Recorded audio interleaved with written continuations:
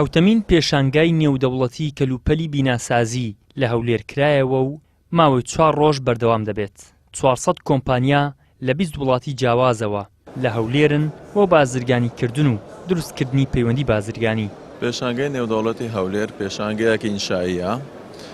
تقریبا 400 کۆمپانیا بەشداریان کردیە لە 20 وڵاتای جیهانی. زیاتر سینی بەشداریان کردیە کە 165 کۆمپانیا بەشداریان کردیە، 66 کۆمپانیا خۆماڵیە، 73 کۆمپانیای تورکی بەشداریان کردووە. بۆ ماوەی 4 ڕۆژ کراوە دەبێت لە کاتژمێر 11 تاکو هەفتی ئێوارە.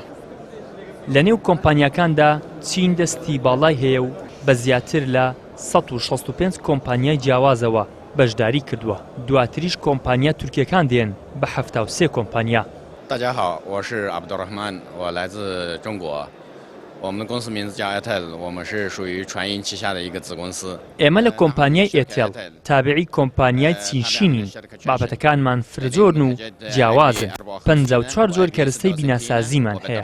بەشێک لە پێداویستیەکان زەمانی 3 ساڵ، بەشێکی تریشیان زەمانی 5 ساڵی لەگەڵدایە. دەمانەوێت خزمەتەکانمان لە کوردستان و عێراق پەرە پێ بدەین و کارەکانمان فراوانتر بکەین. هەموو کارگەی جووت بۆ ئەدەتە سمنت وکو بڵێن سمنت ئەو چیمەنتوانەی کە بۆ کاشی و مەڕمەڕ و مەڕبڵ ئەو شتانە بەکارێنا ماڵەوە بۆ مەرحەلەی فینیشینگ بەکارەیە. لە ئەرزی کوردستانە دروستیەکەین کارگەکە کارگەی دیزانی ئەڵمانی هێناومانە لە بناری چێ قەرەچۆخ دامانناوە بە بەردی خۆمان و بە چیمەنتۆی خۆمان و بە هەموو پرۆدەکتێکی خۆمان کە ئەو شتانە ڕۆمەتریڵی پێڵین موادی ئەوەلی موادێک دەرەکەین کە ئینتاجی ئەو شتانە بکە لە کورسانە بە ستافی خۆمان دروستیەکە هەموو کارمەندەکانمان کارمەندی کوردن گەنجن فێرکراون تەدریب کراون بۆ ئەم پرۆدەکتە کە دروستیەکەن.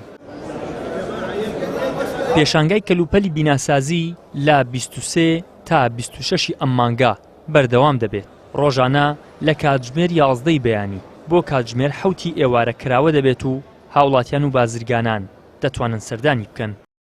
ئیدریس محەممەد، کەناڵی ئاسمانی پەیام، هەولێر.